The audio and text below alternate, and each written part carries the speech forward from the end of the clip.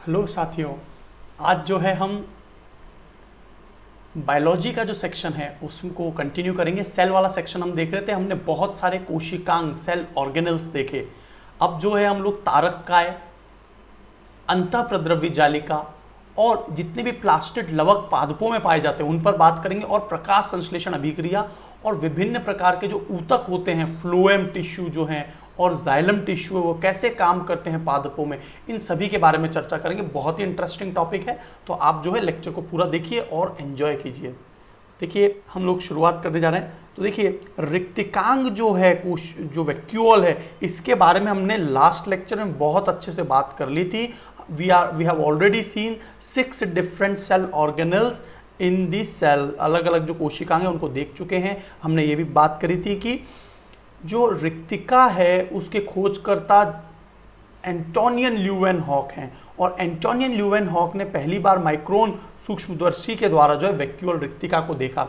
और रिक्तिका जो है वो लवण और जल को संचित करके रखते हैं, और जब भी कभी मानव को डिहाइड्रेशन होता है तो उस केस में हमेशा जो है रिक्तिकांग जो है वो सबसे ज़्यादा प्रभावित होता है। यदि कभी भी निर्जलीकरण हो जाएगा, दस्त लग जाएंगे, उल्टी हो जाएगी, तो उस केस में पानी की कमी हो जाती है, तो सबसे ज़्यादा जो कोशिका में सफ़र करता है कोशिकांग, वो वैक्यूल कहलाता है। तो ये कई बार क्वेश्चन पूछा है, और हमने लास्ट लेक्चर में ये भी देख लिया था, क्योंकि ज़ेरोफाइटा को जो मरुद्भिद पादप हैं जो कि मरुस्थल में रहते हैं, उन सभी पादपों की जो रिक्तिकाएं होती हैं वो लगभग 70% तक हो सकती है।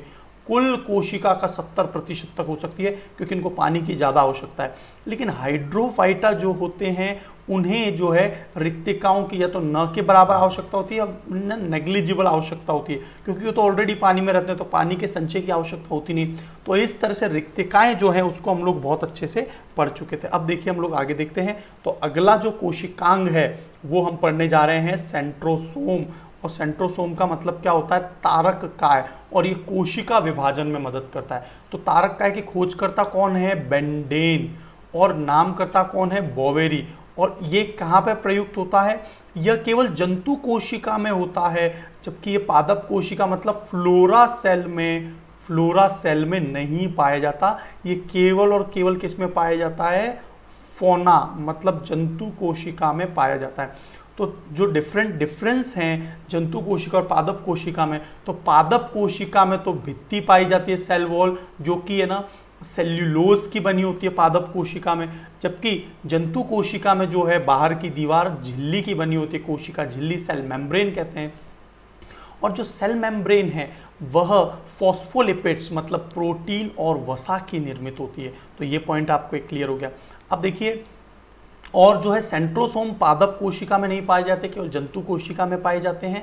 इसके अलावा जो रिक्तिकाएं हैं उनका आकार पादपों में बहुत बड़ा होता है, सामान्यतः केवल एक ही पाई जाती है, जबकि जो है जंतु कोशिका में रिक्तिकाएं संख्या में बहुत सारी परंतु छोटी आकार में पाई जाती है। तो ये कुछ अंतर है जंतु और पादप कोशिका के अंदर। तो देखिए जंतु कोशिका में ही पाई जाती है, और ये एक तरह का है ना गमनात्मक अंग है। गमनात्मक का मतलब लोकोमोटरी, मतलब इधर उधर मूव कर सकता है, और ये कोशिका विभाजन में सबसे मदद करता है। ये सबसे इंपॉर्टेंट क्वेश्चन है तारककाय से रिलेटेड।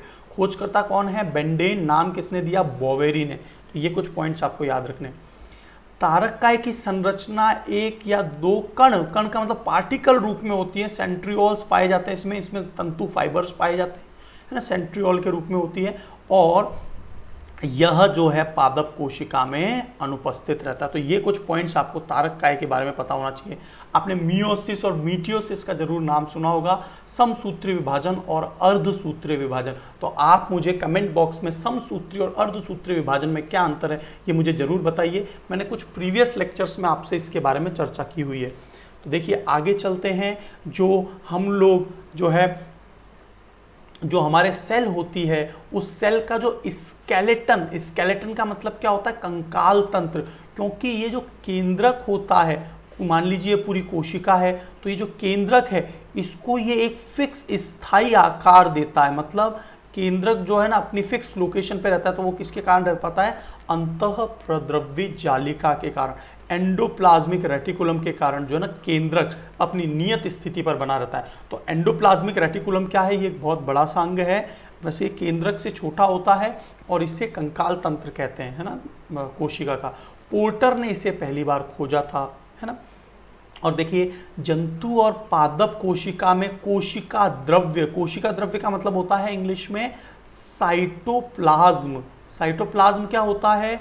जो भी कोशिका के अंदर कोशिकांग, जो सेल ऑर्गेनल से अलग अलग, जो जैसे अंतःप्रद्रवी जालिका है, केंद्रक है, माइटोकॉन्ड्रिया, उसके अलावा जो लिक्विड होता है, तरल होता है कोशिका के अंदर, वही कोशिका द्रव्य होता है। तो ये जो है जंतु और पादप कोशिका के कोशिका द्रव्य में अत्यंत सूक्ष्म और शाखित मतलब ब्रांच्ड रूप में होता है, झिल्लीदार होता है ना, मेम्ब्रेन लाइक होता है, अनियमित होता है, इसका कोई फिक्स स्ट्रक्चर नहीं होता, नलिकाओं का जाल होता है, बहुत घना जाल होता है इसमें, और यही क्या है? अंतःप्रद्रवी जालिका है। तो इसीलिए इसको जालिका कहा जाता है ना, एंडोप्लाज्मिक रेटिकुलम।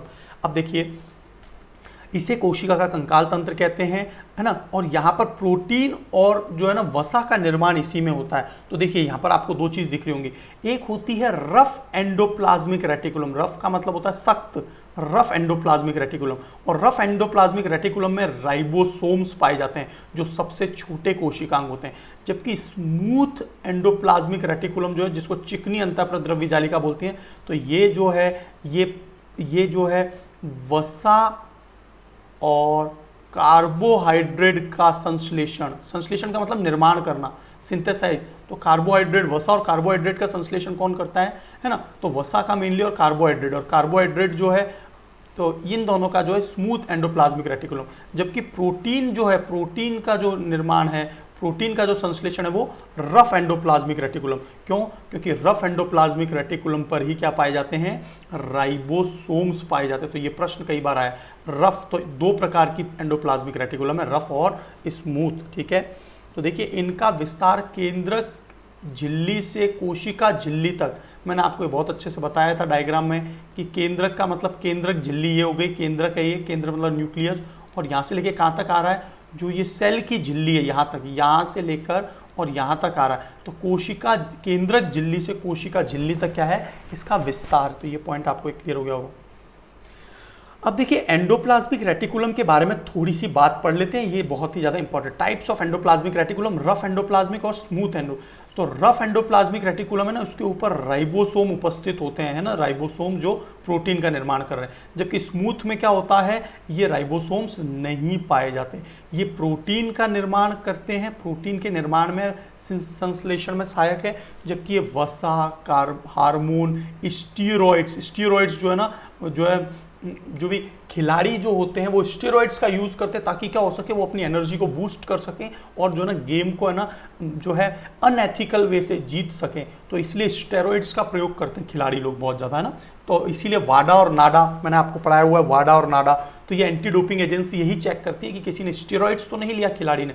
और औषधि जो है, औषधि जो भी हम लोग जो है ट्रीटमेंट लेते हैं, तो दवाइयाँ जो हैं वो भी किस में जाती है? स्मूथ वाले में। क्योंकि ये ज़्यादातर दवाइयाँ जो है ना वो कैसी होती है? लिपोफिलिक। याद रखना, ज़्यादातर दवाइयाँ कैसी होती हैं?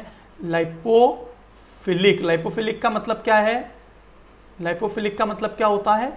कि जो वसा को स्नेही है। और आप याद रखना, मैंने आपको जैव आवर्धन भी पढ़ाया था, मैग्निफिकेशन, उसमें भी यही था कि जो भी पेस्टिसाइड्स है वो हमारे शरीर के त्वचा के अंदर बस जाते हैं, परमानेंट बस जाते हैं, और ये फाइनली जो है ना कैंसर जनित प्रभाव करते हैं। तो इसीलिए हमको क्या है, बहुत आवश्यकता पड़े तब ही दवाइयाँ, मेडिसिन लेनी है। अनावश्यक जो मेडिसिन लेते हैं ना, उनके शरीर में दूसरे कई तरह के ना साइड इफेक्ट्स का परिणाम देखने को मिलता है। तो एंडोप्लाज्मिक रेटिकुलम में स्मूथ जो है वही औषधियों का, और जो है वसा, हार्मोन, स्टीरॉइड्स, इन सभी के संश्लेषण में मदद करती है, जबकि प्रोटीन का निर्माण। तो ये आपको एकदम पिक्चर क्लियर हो गई होगी। एंडोप्लाज्मिक रेटिकुलम कंकाल तंत्र कहलाता है। एंडोप्लाज्मिक रेटिकुलम केंद्रक से कोशिका द्रव्य में आनुवांशिक पदार्थ जाने का पाथ भी बनते हैं। तो देखिए ये जैसे ये कोशिका द्रव्य है, मान लीजिए ना, मान लीजिए पूरी कोशिका है, ये कोशिका है, तो इसके अंदर केंद्रक है, तो यहाँ पर अलग अलग तरल द्रव्य भी होता है। तो ये जो है एक तरह से मार्ग बनता है कि कोशिका द्रव्य से जो डीएनए, आरएनए जो मूव करते हैं, तो वो यहीं से मूव कर सकते हैं ना। और कोशिका को क्या है, कोशिका के केंद्रक को ये है ना एक तरह का यौगिक सहारा और केंद्रक को भी सहारा प्रदान करती है ना। तो ये सभी बातें याद रखनी है। और सेल डिवीजन के समय कोशिका प्लेट व केंद्रक झिल्ली के निर्माण में मदद करती है। कोशिका की जो प्लेट है बाहर की और केंद्रक की जो झिल्ली है, आपको पता है ना केंद्रक जो होता है अंदर, जिसके ब्रेन ऑफ द सेल कहते हैं, जो सबसे इंपॉर्टेंट कोशिकांग है, वो डबल लेयर का है। तो इसकी झिल्ली के निर्माण में भी अंतःप्रद्रवी जालिका ही मदद करती है। खिलाड़ियों को जब भी डोपिंग टेस्ट में रक्त में स्टीरॉइड्स जो है ना, टेस्टोस्टेरोन जो है एक तरह का, टेस्टोस्टेरोन में भी स्टीरॉइड्स पाया जाता है। ये बहुत ही ज़्यादा जो है ना ऊर्जा बना देता है ना, एनर्जी बना देता है। तो ये जो है आपको एंडोप्लाज्मिक रेटिकुलम एकदम समझ में आ गया होगा। अब देखिए कोशिकांग जो है एक अगला कोशिकांग है, लेकिन ये जंतु कोशिका में नहीं पाया जाता, मतलब फौना में ये नहीं पाया जाएगा, क्योंकि ये तो जो ऑटोट्रॉप्स होते हैं, जो अपना खाना स्वयं बनाते हैं, उनमें प्लास्टिड या लवक पाया जाता है। ये भी 3 प्रकार के होते हैं। तो प्लास्टिड के जो खोज करता है वो है हैकेल। इन्होंने सबसे पहली बार प्लास्टिड का खोज किया था। केवल पादप कोशिका में ही ये पाया जाता है और ये जंतु कोशिका में एब्सेंट है, नहीं पाया जाता। तो ये पॉइंट कुछ याद रखना। तो टाइप्स ऑफ प्लास्टिड्स क्या क्या हैं वो देख लेते हैं। तो देखिए क्रोमोप्लास्ट, क्रोमोप्लास्ट का मतलब क्या होता है, वर्णी लवक। दूसरा है अवर्णी ल्यूको, देखो आपको स्पेलिंग यदि नहीं दिख रही तो मैं लिख के बता देता हूं, ल्यूकोप्लास्ट। ल्यूकोप्लास्ट, ल्यूकोप्लास्ट का मतलब क्या होता है, जो श्वेत वर्णी है ना, ल्यूकोप्लास्ट। तो देखिए ल्यूको जहां भी शब्द आ जाए उसका मतलब सफेद होता है। जैसे ल्यूकोसाइट, ल्यूकोसाइट का मतलब क्या है, श्वेत रक्त कणिका, WBC। तो WBC का अन्य नाम ल्यूकोसाइट है। RBC का अन्य नाम एरिथ्रोसाइट है, क्योंकि एरिथ्रो का मतलब लाल होता है ना। और लिम्फोसाइट जो है वो एक प्रकार की WBC का प्रकार है। और थ्रोम्बोसाइट्स प्लेटलेट को कहते हैं। तो इस तरह से ल्यूको जहां भी शब्द आ रहा है ना उसका मतलब याद रखना सफेद। क्रोमो शब्द जहां भी, इवन ये इंग्लिश में भी काम आ सकता है, क्रोमो जहां भी शब्द आ जाए इसका मतलब क्या है, क्रोमो का मतलब होता है जो है रंग वाला। और क्लोरो का मतलब क्या है, हरित लवक की बात करें तो, ठीक है। तो देखिए आगे देखते हैं। तो ये अलग अलग जो लवक हैं इन पर बात कर लेते हैं। तो क्रोमोप्लास्ट जो होता है वो रंगीन लवक होता है, जो कि कलरफुल है। तो रंगीन किस में पाया जाता है, पादपों में, पुष्प में, फलों की भित्ति, फलों का बाहर वाला, और बीज जो है जो कलर होता है ब्राउनिश वगैरह। तो ये सभी किसके कारण है, वर्णी लवक के कारण, है ना। वर्णी लवक में कलर होगा, उनको कलर प्रदान करते हैं। जैसे टमाटर में कौन सा पाया जाता है, लाइकोपिन। लाइकोपिन के कारण टमाटर का रंग लाल होता है। गाजर का रंग जो है वो थोड़ा ऑरेंज और रेडिश क्यों होता है, कैरोटीन के कारण। और चुकंदर जो है उसमें विटामिन, ये जो है, तो ये सब आपको याद रखना। और ज़ेंथोफिल, जो बैंगनी रंग होता है ना, बैंगनी रंग, वो बैंगनी रंग किसके कारण होता है, याद रखना, ज़ेंथोफिल के कारण, ज़ेंथोफिल के कारण। तो ये पॉइंट कुछ याद रखेंगे, ज़ेंथोफिल के कारण होता है। तो वर्णी लवक आपको क्लियर हो गया, जो कलर वाले पादपों में पाए जाते हैं। ल्यूकोप्लास्ट का मतलब जो भी पादप या तने पर, पादप या तने का मतलब क्या है कि आपने देखा होगा छाल, पादप की जड़ें, वो सभी सफेद होती हैं और ये जो है ना संचय रखती हैं। ये कार्बोहाइड्रेट को देखो यहाँ पर आपको दिख रहा होगा, ये जो है जो ल्यूकोप्लास्ट है वो एमाइलोप्लास्ट, एल्यूरोप्लास्ट और है ना, एल्यूरोप्लास्ट और एलियोप्लास्ट। तो ये कोई वसा का संचय करता है, कोई स्टार्च का और कोई प्रोटीन का। तो ये तीनों जो है ना एक प्रकार के क्या है, ल्यूकोप्लास्ट। तो ल्यूकोप्लास्ट कितने प्रकार का होता है, 3 प्रकार का। एक बार हम फिर से चर्चा करेंगे इस पर।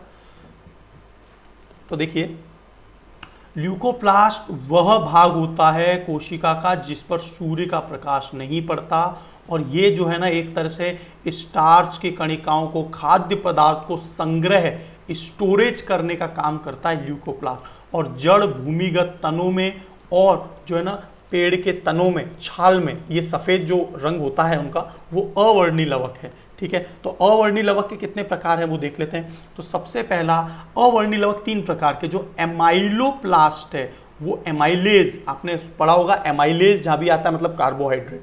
तो कार्बोहाइड्रेट का मतलब स्टार्च। तो जो ऊर्जा संचय करते हैं फोटोसिंथेसिस के थ्रू, जो ग्लूकोज बनता है फिर कार्बोहाइड्रेट स्टार्च में परिवर्तित होता है, तो वो जाके संचित कहाँ होता है, जड़ों में और तने में स्टार्च के रूप में ये संचित हो जाता है। एलियोप्लास्ट क्या होता है, वसा का संग्रह कर रहा है, वसा मतलब कि फैट का संग्रह कर रहा है, इलियोप्लास्ट है ना, वसा फैट के लिए इलियो शब्द आएगा।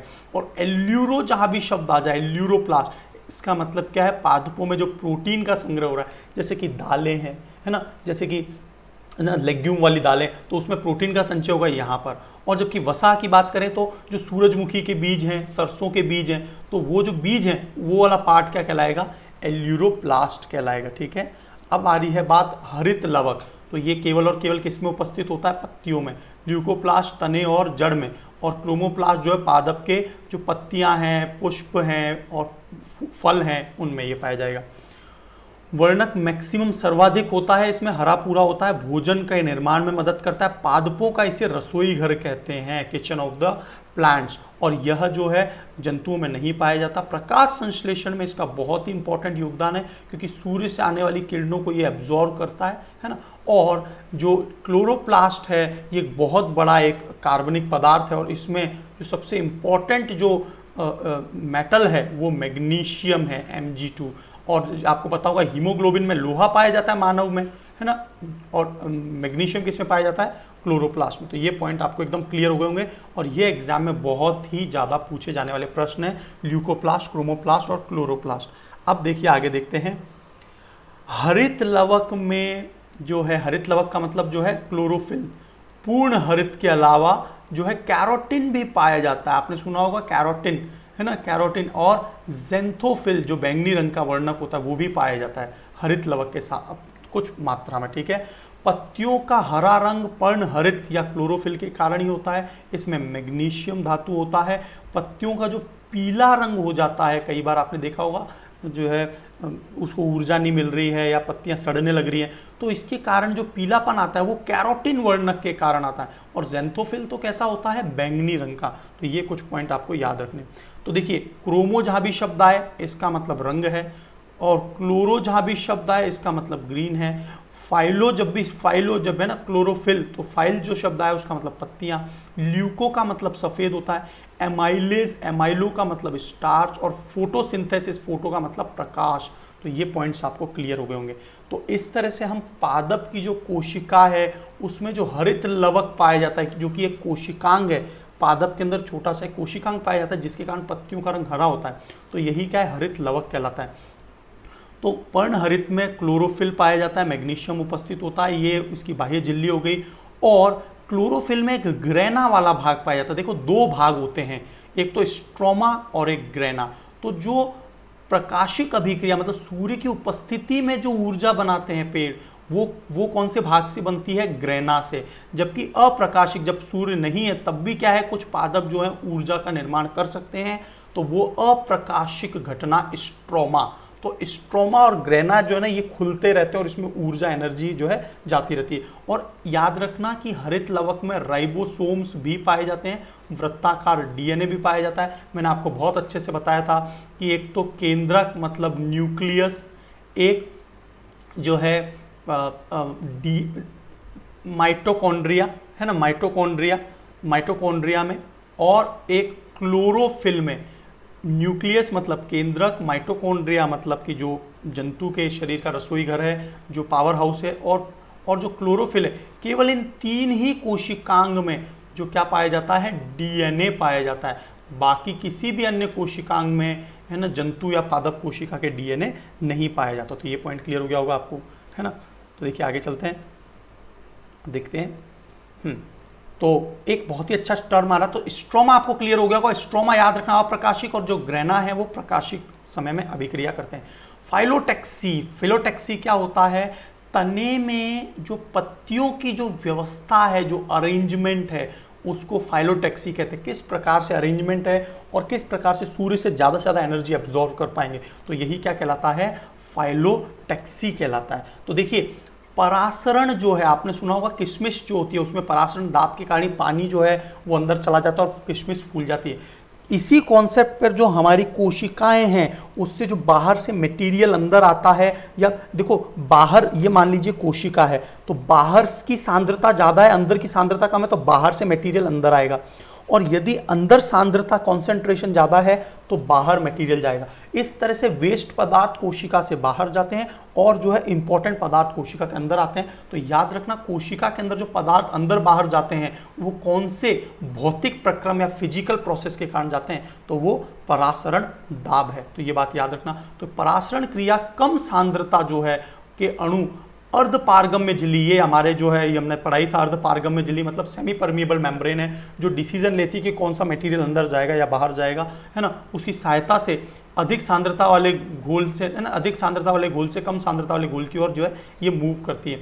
तो आरबीसी का स्वच्छ जल में फटना, यह भी परासरण दाब के कारण है। किशमिश का फूलना, यह परासरण दाब के कारण है।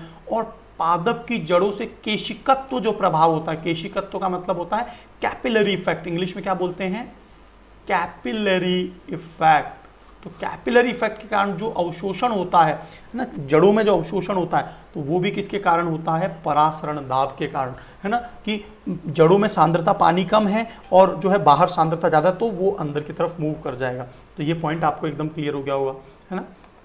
तो जो है आप एंजॉय तो कर रहे हैं ना क्लास को, क्योंकि ये जो सेक्शन है यदि आपको इस तरह से एकदम पिक्चर क्लियर है तो आपको और कहीं पर अन्य जगह पढ़ने की जरूरत नहीं पड़ेगी। तो आप जो है ना बहुत ही डीपली सारे के सारे सेक्शन को देखा करें, और है ना चैनल को सब्सक्राइब और शेयर अपने दोस्तों में जरूर बताएं, और उनको एक बार बताएं कि एक तरह से ना मैं आपको एक एक चीज़ को इन डेप्थ क्लियर कर दूंगा। तो जरूर आप अपने दोस्तों के साथ एक शेयर करें, है ना, मेरी एक ये दरख्वास्त है आप। तो देखिए फिर से हम सेक्शन पे आ जाते हैं।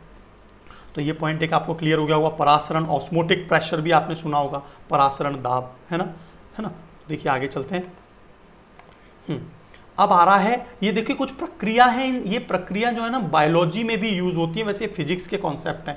तो विसरण आपने सुना होगा कि जैसे हम लोग जब गुब्बारा है, ये मान लीजिए गुब्बारा है और यहाँ पर इसका मुंह है, तो हम लोग जो इसमें फूंक मारते हैं ना अंदर की तरफ हवा, एयर, तो ये जो प्रेशर से जो हवा जाती है, यही प्रोसेस क्या है, विसरण है। किसी भी छोटे से छिद्र से हवा तेजी से मारी जाएगी या ब्लो की जाएगी, तो वही क्या कहलाता है, विसरण। तो देखिए अर्ध पारगम्य झिल्ली की अनुपस्थिति में अधिक सांद्रता के अणु कम सांद्रता के अणु की तरफ जो गति करते हैं वो विसरण कहलाता है। ठीक है, विसरण का मतलब क्या है, जो डिफ्यूजन हो रहा है तो वह विसरण कहलाएगा, है ना। और देखिए जैसे आपने देखा होगा कि अगरबत्ती जो है, अगरबत्ती को यदि हम जला रहे हैं तो उसके आसपास के बाद में वो फ्रेग्रेंस सभी जगह फैल जाती है, तो वो भी किसके कारण है, विसरण के कारण। गुब्बारे को जो फुलाते हैं वो भी विसरण है। गैसों का विसरण होता है। नमक को हम लोग एक बार छोड़ते हैं, लेकिन उसको जब हम लोग मिलाते हैं तो पूरे जगह फैल जाता है, तो वो भी क्या है, विसरण है। तो ये सभी विसरण कहलाता है। ठीक है, अगला जो पॉइंट है वो है, आपने देखा होगा कि लकड़ी को यदि पानी में डालते हैं तो वो फूल जाती है, तो उसके पीछे कारण क्या है, इम्बाइबिशन। तो इसके पीछे जो कारण है ना वो इम्बाइबिशन है ना, इसके पीछे कारण जो है वो इम्बाइबिशन है। ठीक है, तो ये पॉइंट क्लियर हो गया होगा आपको, है ना। तो अंतःचूषण मतलब क्या करते हैं, बरसात से पूर्व और बाद में क्या होता है, बरसात को सोख लेता है, तो ये अंतःचूषण इम्बाइबिशन कहलाता है ना, सकिंग। ठीक है, तो अब आप आगे देखते हैं। पादपों में जो संवहनी ऊतक होते हैं, संवहनी कौन से होते हैं, जो वेस्क्यूलर टिश्यू है, जिसके कारण पादपों में पानी ऊपर जाता है और जो ऊर्जा है वो दोनों दिशा में, बाई डायरेक्शन, जबकि जो जाइलम है पानी केवल एक दिशा में जाता है, याद रखना, जबकि भोजन का आदान प्रदान ऊपर नीचे दोनों तरफ होता है। तो देखिए पादपों में जो वेस्क्यूलर टिश्यू होते हैं 2 या 2 से अधिक कोशिकाओं के बने होते हैं, और ये अपने आप में कॉम्प्लेक्स टिश्यू कहलाते हैं। ये जो कॉम्प्लेक्स टिश्यू वाला जो सेक्शन है ये पूरा मैं आपको 9th की एनसीईआरटी से भी कवर करवाऊंगा, जो टिश्यू वाला सेक्शन 9th की बुक में दिया हुआ है। तो हम लोग अभी जनरल साइंस पर कवर कर लेते हैं पहले, और टिश्यू वाला अलग से करेंगे। तो जो है आपने देखा होगा जल, खनिज, लवणों और खाद्य पदार्थ जो पौधों में विभिन्न अंगों तक जो पहुंचते हैं वो किनके कारण पहुंचते हैं, जाइलम और फ्लोएम के कारण। तो जाइलम के कारण तो जल जो है जड़ों से पत्तियों तक पहुंचता है और पत्तियों से वाष्पोत्सर्जन होकर वायुमंडल में आता है। तो आपने देखा होगा जहां पर भी पेड़ पौधे ज्यादा होते हैं वहां पर नमी अच्छी होती है, और जो है ना हमको बहुत अच्छा एनवायरनमेंट लगता है, क्योंकि ठंडा ठंडा महसूस होता है ना। तो जाइलम जो है वाष्पोत्सर्जन जो है ना, तो ऊपर तक ये पहुंचते हैं। तो देखिए सबसे पहले जाइलम देख लेते हैं। पादप जड़, तना एवं पत्तियों में उपस्थित होता है। ये जड़, तने और पत्तियों में, तीनों में उपस्थित होता है। और जड़ों से जो है ना जल और खनिज लवण जो है, क्योंकि बहुत सारे इंपॉर्टेंट न्यूट्रिशंस, आपने सुना होगा पादपों को 17 अलग अलग प्रकार के जो है ना माइक्रो न्यूट्रिशंस चाहिए होते हैं, तो ये जो है जड़ से ये खींच कर लेकर आते हैं, राइट। तो ये जाइलम आपको समझ में आ गया होगा ना। केवल ये देखिए आपको दिख रहा है ना डायग्राम में क्या दिखा है, एक दिशा में फ्लो कर रहे हैं। देखिए एक दिशा में, तो एक दिशीय, यूनिडायरेक्शनल, याद रखना ये यूनिडायरेक्शनल होता है, एक दिशीय। जबकि जो फ्लोएम है, फ्लोएम जो है वो पोषवाह ऊतक होते हैं, जो है भोजन को, फूड जो है, जो कि पत्तियों ने बनाया है, जो प्रोटीन बना है उसका निर्माण हुआ है, और जो वसा बनी है पादप में, वो जो पूरे पादप में ऊपर नीचे जाता है, वो फ्लोएम के कारण, फ्लोएम की स्पेलिंग देख लीजिए PHLOEM, तो जड़, तना और पत्तियों में उपस्थित होता है। पत्तियों द्वारा तैयार भोज्य पदार्थों को पौधों के विभिन्न भागों तक ये पहुंचाता है, तो ये फ्लोएम का काम है। तो ये भी आपको एकदम समझ में आ गया होगा। तो ये जो है these are the complex tissues, vascular tissues, संवहनी ऊतक कहलाते हैं, है ना। तो ये कुछ पॉइंट्स आपको क्लियर हो गए होंगे। अब हम लोग बात करने जा रहे हैं बहुत ही ज़्यादा इंपॉर्टेंट फोटोसिंथेसिस प्रोसेस, जिसके कारण पादपों में ऊर्जा का निर्माण होता है। फोटो का मतलब प्रकाश, सिंथेसिस का मतलब प्रकाश के, है ना, प्रकाश संश्लेषण अभिक्रिया।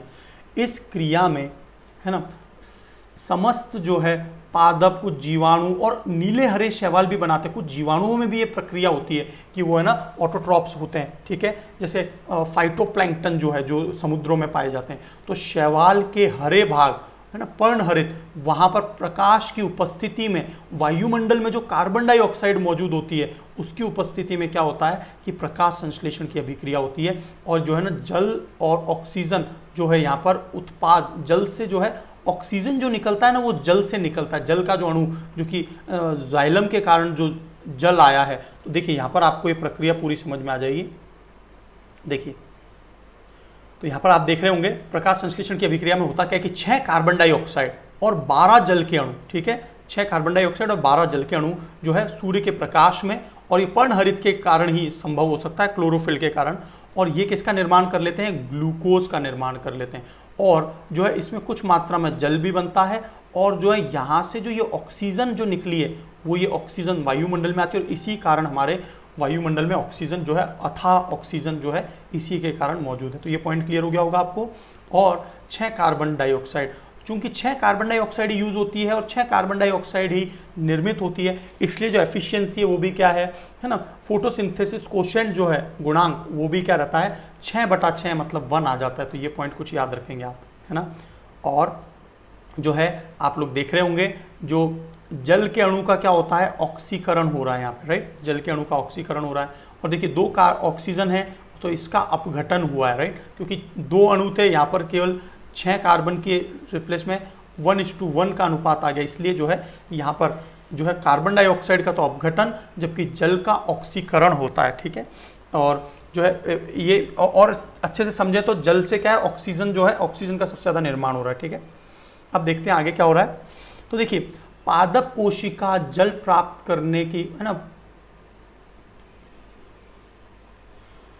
तो देखिए यहां पर क्या होता है, पौधे कोशिका जल प्राप्त करते हैं, और ये परासरण दाब जो है ना, जड़ों से जो है, परासरण दाब के माध्यम से जड़ों से जो है पानी ऊपर की तरफ जाता है, ठीक है। तो यहां से परासरण दाब के माध्यम से जड़ों से पानी ऊपर गया, जाइलम के माध्यम से और पत्तियों तक पहुंचा, राइट। तो यहां पर हाइड्रो जल आ गया, ठीक है। स्थलीय पादप, वायुमंडल, जो स्थलीय पादप है वो कार्बन डाइऑक्साइड को ले रहे हैं, देखिए वायुमंडलीय कार्बन डाइऑक्साइड को लेंगे, है ना, घुली कार्बन डाइऑक्साइड को। और जो है पत्तियों तक जल का संवहन, पत्तियों तक जो जल का संवहन ऊपर जाता है वो जाइलम के माध्यम से होता है। और आपको ये 2 पॉइंट तो बहुत ही ज़्यादा इंपॉर्टेंट है कि ग्रेना जो है, ग्रेना और स्ट्रोमा, तो ग्रेना जो है प्रकाशीय अभिक्रिया जो है सूर्य की उपस्थिति में, और स्ट्रोमा सूर्य की अनुपस्थिति में जो है ना ऊर्जा का निर्माण करते हैं, या यूँ कह लो ग्लूकोज का निर्माण करते हैं। तो ये पॉइंट आपको समझ में आ गया होगा, यही क्या प्रक्रिया है, प्रकाश संश्लेषण की अभिक्रिया है। प्रकाश संश्लेषण की अभिक्रिया पे बहुत अलग अलग प्रश्न आ सकते हैं। तो पौधे न केवल कार्बन डाइऑक्साइड तथा जल ही कार्बोहाइड्रेट के रूप में स्थिर रहता है, बल्कि सूर्य से प्राप्त ऊर्जा भी जो है ना पादपों में स्थिर रहती है। और कार्बन डाइऑक्साइड विसरण, विसरण का मतलब मैंने बताया था ना, ब्लो, तो कार्बन डाइऑक्साइड जो है ना विसरण के माध्यम से क्या है, पत्तियां जो है अपनी तरफ एब्जॉर्व कर लेती है ना, ग्रहण कर लेती है। तो देखिए प्रकाश संश्लेषण की क्रिया जो है ना लाल रंग में सर्वाधिक होती है, बहुत बार क्वेश्चन पूछा जाता है, और नीले रंग में सबसे कम होती है, याद रखना। और सबसे कम जो है ना, जो उसके बाद में, सॉरी, लाल रंग में सबसे ज़्यादा, फिर नीले रंग में, और सबसे कम हरे रंग में होती है। लेकिन होता क्या है कि यदि पादपों का रंग लाल हो जाएगा ना, तो जो सूर्य से जो ऊर्जा बहुत तेजी से आ रही है उसके कारण पादप जल जाएंगे। इसलिए पादपों ने जो है ना अडाप्टेशन, अनुकूलनशीलता बना ली है कि वो हरे ही होते हैं, राइट। तो कि क्या हो, उनको जितनी ऊर्जा है वो प्राप्त हो सकती है। तो मैक्सिमम रेड और ब्लू में, और सबसे कम ग्रीन और पर्पल में, है ना, होती है, ठीक है।